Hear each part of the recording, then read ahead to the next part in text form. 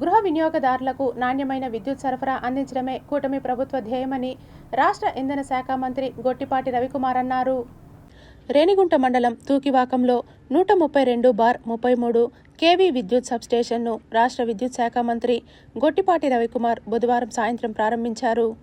ఈ సందర్భంగా మంత్రి మాట్లాడుతూ రాష్ట్ర వ్యాప్తంగా సుమారు 6,000 కోట్ల వ్యయంతో కొత్త సబ్స్టేషన్లు నిర్మాణం జరుగుతోందని మంత్రి వెల్లడించారు.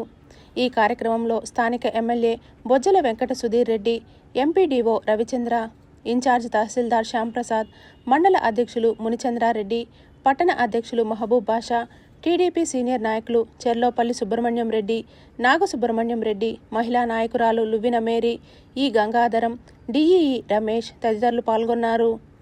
6,000 కోట్ల రూపాయల పైన ఖర్చు పెడతా ఉన్నాం. ఎందుకంటే రాబోయే రోజులు ఎక్కడ కూడా లో వోల్టేజ్ సమస్య ఉండకూడదనే ఉద్దేశంతో చేస్తా ఉన్నాం. అట్లానే ఎస్పీడీసీఎల్ కింద 60 సబ్స్టేషన్లు మంజూరు చేసాం. తొందరలోనే టెండర్లు పిలిచేసి అవి కూడా వినియోగంలో సబ్స్టేషన్ నిర్మాణం చేసి వినియోగంలో తీసుకొస్తాం.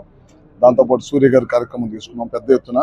ఇవాళ కేంద్ర ప్రభుత్వం రాష్ట్ర ప్రభుత్వం కలిసి దాదాపు 6 లక్షల మందికి ఇళ్ల మీద సోలార్ ప్యానెల్స్ పెట్టేసి వాళ్ళ డే టైం వాళ్ళ ఇంటి మీదే పవర్ను ఉత్పత్తి చేసుకునేటట్టు ఆ కార్యక్రమం కూడా ఒకటి పెద్ద ఎత్తున చేపట్టాం. రాష్ట్రంలో అందరం కూడా ఆ కార్యక్రమంలో పాల్గొని మొత్తం కంప్లీట్ చేయాలని చెప్పి కోరటం జరిగింది. మన ఎమ్మెల్యేస్ డిపార్ట్మెంట్ వాళ్ళందరూ కూడా ఆ కార్యక్రమం కూడా చాలా పెద్ద ఎత్తున